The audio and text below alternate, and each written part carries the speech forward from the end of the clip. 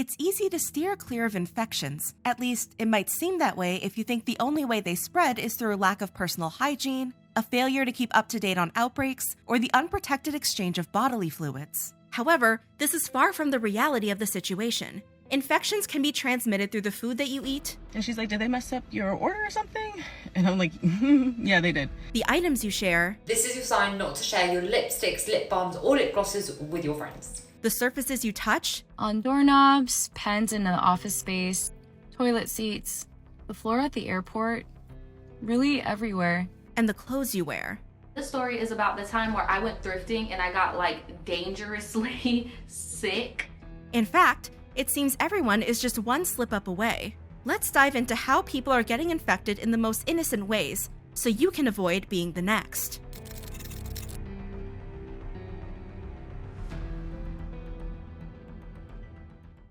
There are all sorts of nasty ways to develop an infection. And whether it's getting pink eye from fecal matter, the day I farted on my towel, I dried my face, I got pink eye. Outbreaks in the frozen food aisle. The Costco brand frozen berries recalled for possible hepatitis A contamination. Or STDs condoms fail to protect users from. So herpes, genital warts, syphilis, or monkeypox, condoms aren't going to help you that much. The internet is rich with warnings of all the missteps individuals can make that would potentially expose them to bacteria, viruses, and parasites, all while simply trying to live their lives. But if you thought you heard of all the ways infection prey on the unsuspecting, we'd advise you to think again. See, it seems that social media only scratches the surface when it comes to, well, what lies beneath the surfaces of everyday objects, interactions, and quick bites. Speaking of the latter, when's the last time you got up close and personal with your takeout order? Sure, a flat burger, limp fries, and an anemic salad might not look like the oversaturated and blown-up images from fast food commercials, and the stomach ache, nausea, and regret that follow the meal might not leave customers glowing the way the actors in these advertisements tend to. But hey, that's the standard you receive for convenience.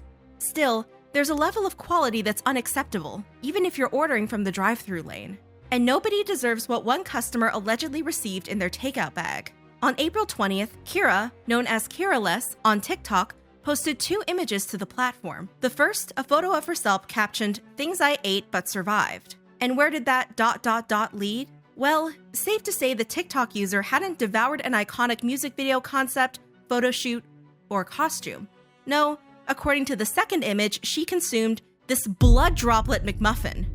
It was a bombshell, all right, and paired with the ever-so-casual caption, "They didn't even give me a gift card, just hepatitis." Kira's viewers were left dumbfounded. Or, in the words of one commenter, excuse me?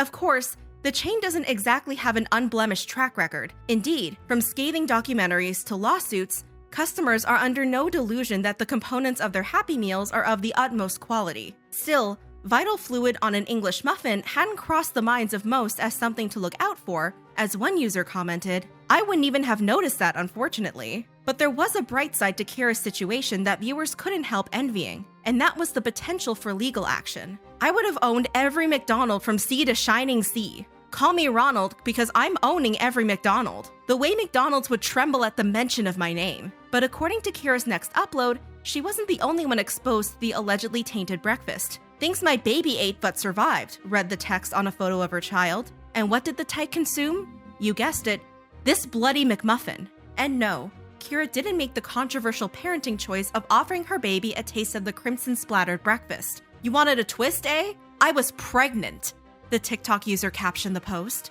Now viewers were adamant. Kira had to sue. Tell me McDonald's is going to be paying child support for life. Why isn't there a story from inside your McMansion posted yet? Girl, they owe you a big McSettlement check. And rather than continue to let text speak for her, Kira answered viewers' requests for a story time. According to Kira, the event unfolded on an early morning after she picked up her breakfast in the drive-thru on the way to work and, unfortunately, was too blinded by hunger to realize what she was putting in her mouth. I was so hungry, like I was going ham. In fact, the sandwich was half gone when Kira looked down and noticed the red stains on top of the bun. Like instantly my brain is like, it's ketchup.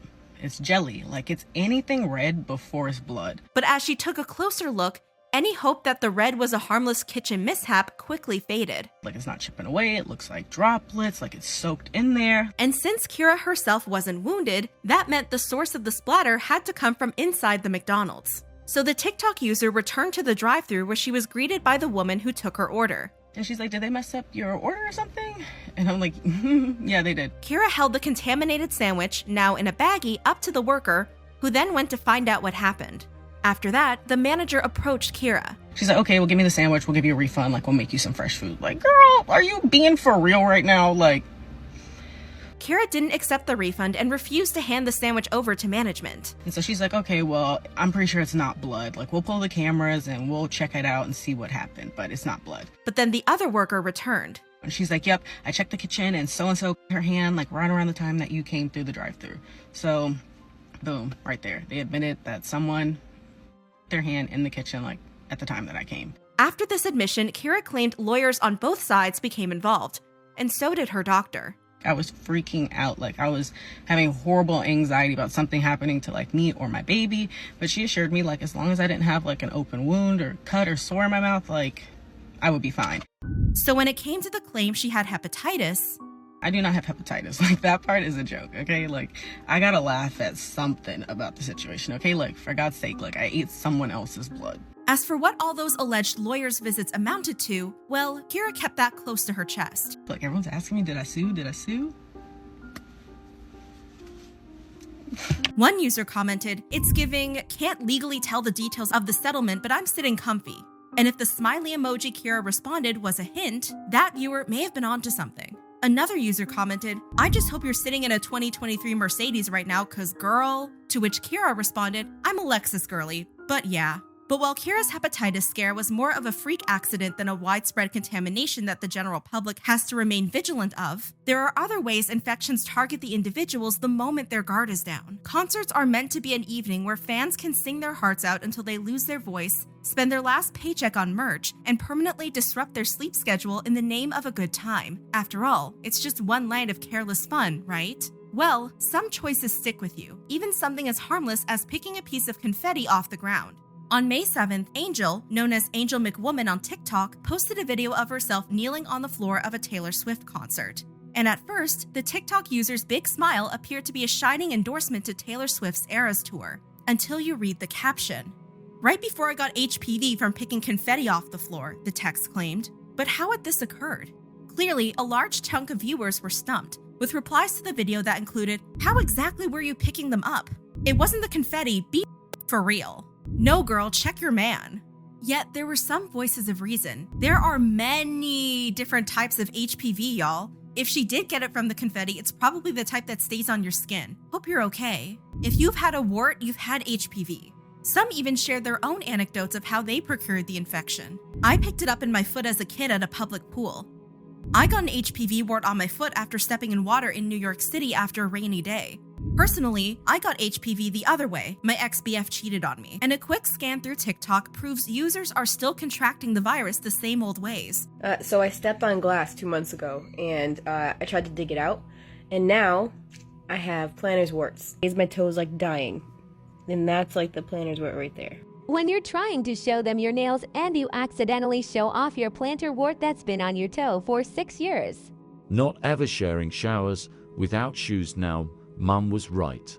In fact, according to the CDC, nearly everyone will get HPV at some point in their lives. So, how can individuals protect themselves? Well, according to dermatologist Dr. Joyce, for those hoping to diminish their odds of acquiring HPV, it's important to never walk barefoot on hotel floors, yoga studios, gyms, communal showers, locker rooms, and around pools. HPV can survive on surfaces for months to years, and it is spread through direct contact or through fomites on floors, shoes, towels, sports equipment. Athletes, those who walk barefoot on communal surfaces, and people with sweaty feet all have higher risk of warts. And if this makes it sound like HPV is all around us, that deduction appears to be correct. There are hundreds of different serotypes, and HPV really is everywhere.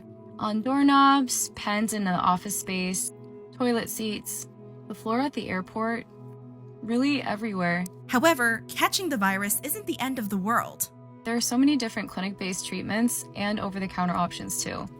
For something as common as the common cold, it's not a big deal.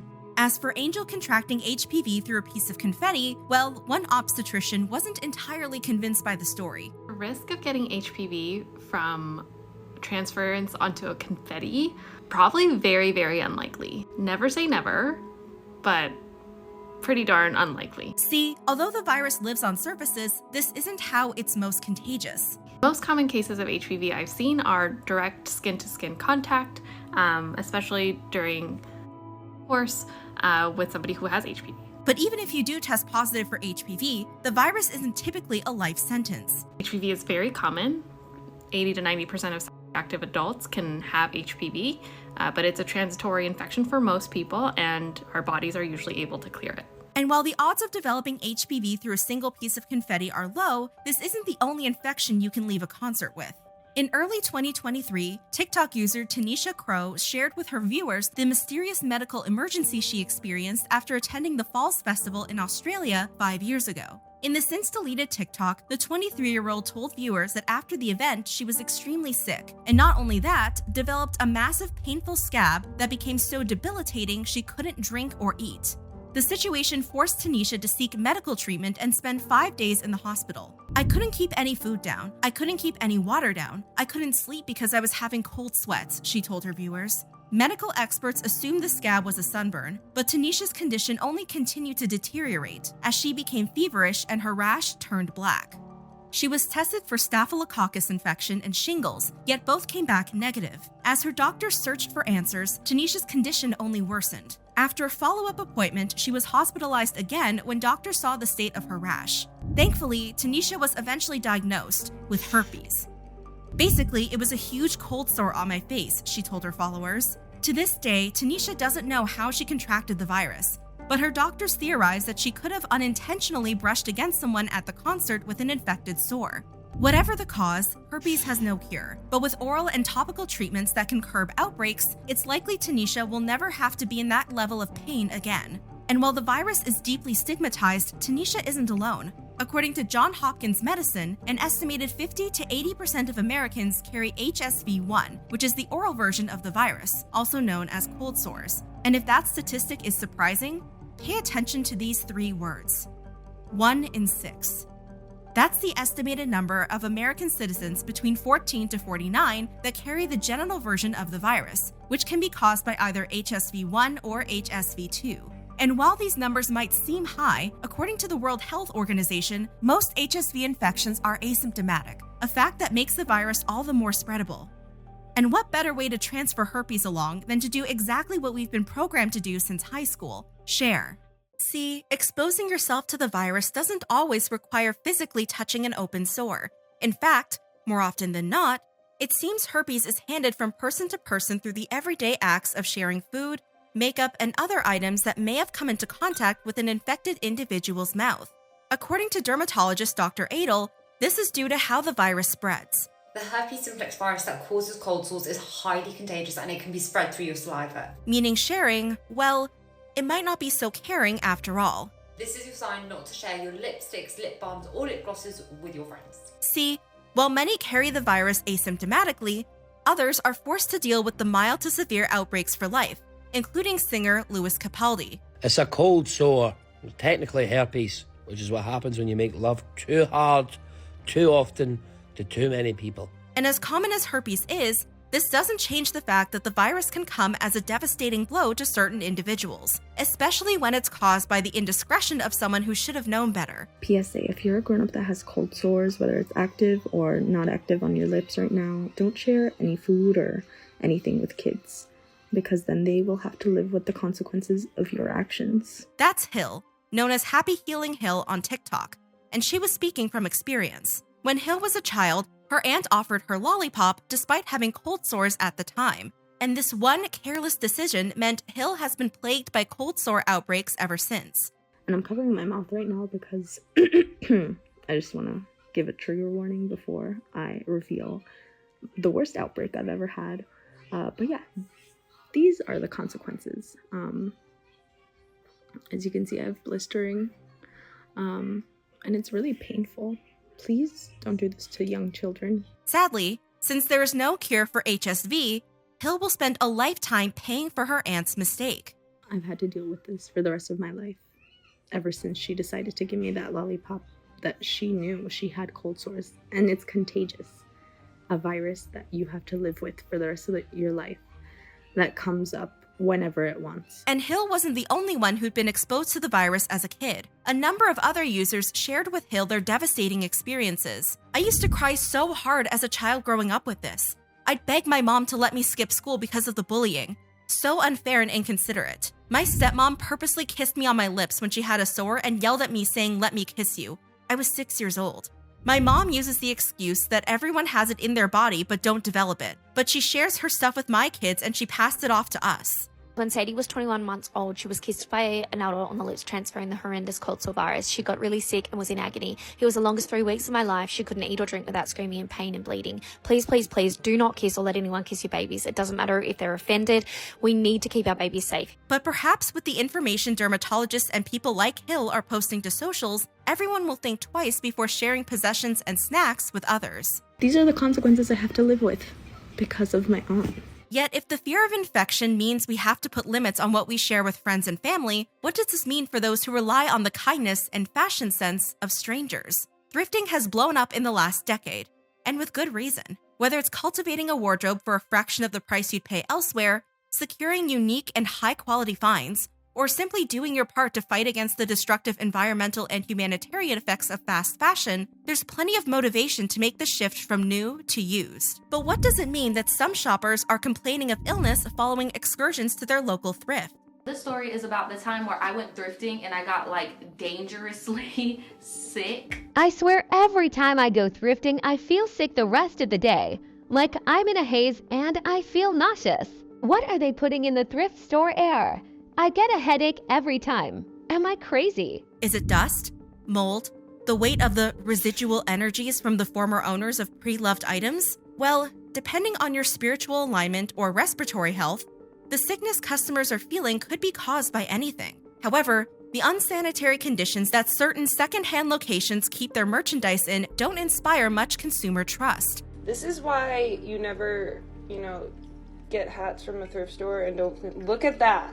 People are nasty, and a lot of things that people should just throw in the trash, they donate. I got sick from all the germs of people touching, and I got sick. And employees shared their experience. I've opened bags of clothes that have on them, pants that have, stains. I've opened bags of clothes that, before you even open the bag, you can smell cat. I've opened bags of clothes that you can smell human. By working there, I've learned the difference between those two smells. I started working at Goodwill 4 months ago, and we don't wash the clothes. I don't know where you think the washer and dryers are, but we don't wash them, so please wash the clothes before you wear them. But it's not just filth that unwashed clothes are a breeding ground for. A 2021 study from the Iranian Journal of Public Health found that no parasitic agents were observed in the secondhand washed clothes, whereas a significant parasitic prevalence rate was determined in the secondhand unwashed clothes. This explains why unsuspecting thrift customers have been known to take home bedbugs, lice, and a host of other creepy crawlies. Bedding could carry bedbugs, and this includes the frame. This is a warning video to be careful about stuff that you bring into your home that you've thrifted. I bring in a lot of books, and I've seen some books with this in it, and I think it's lice. And ever since I saw this comment, I've literally been itching, thinking that I have bed bug bites. Oh, I'm kind of freaking out a little bit because almost all of my books are thrifted. But these aren't the only dangers customers expose themselves to when secondhand shopping. According to the laundry shop Odor Cleanse, it's also possible to catch infections from unwashed clothing, including gonorrhea, hepatitis, or syphilis. And while it's rare, in some extreme cases, people have even experienced skin candidiasis, fungal diseases, dermatitis, chickenpox, and scabies from unkept secondhand clothing and shoes. Somebody's blood is soaked all the way through the other side, and I've been walking around in their crusty blood for 2 weeks now. Due to these risks, it's generally discouraged to buy certain items secondhand, such as swimwear and undergarments that sit too closely to intimate regions, and helmets and hats that could carry lice. But all of this isn't to say buying secondhand is a lost cause. It seems the best practice is to simply thoroughly examine, steam, and wash your purchases before you add them to your inventory. I mean, anything could be considered dirty, and it's nothing that a little hard work and cleaning, a little elbow grease can't get out. After all, in a world as infested with infections as our own, cleanliness and maybe a little bit of luck are some of the best tools we have to protect ourselves and others against bacteria just waiting to strike. More than the unhappy consequence of our own actions, infections can be unavoidable. This is because there are variables individuals just can't account for, and whether that's others failing to consider how their mistakes might affect those around them. Boom, right there. They admitted that someone put their hand in the kitchen like at the time that I came. People are nasty, and a lot of things that people should just throw in the trash, they donate. Don't share. You're a grown up, you should know better. Or simply the state of the world that we live in. There are hundreds of different serotypes, and HPV really is everywhere. It seems there's no end in sight to the spread of these ailments. This is a story about infections and the unsuspecting ways it can infect one individual to the next in a matter of seconds.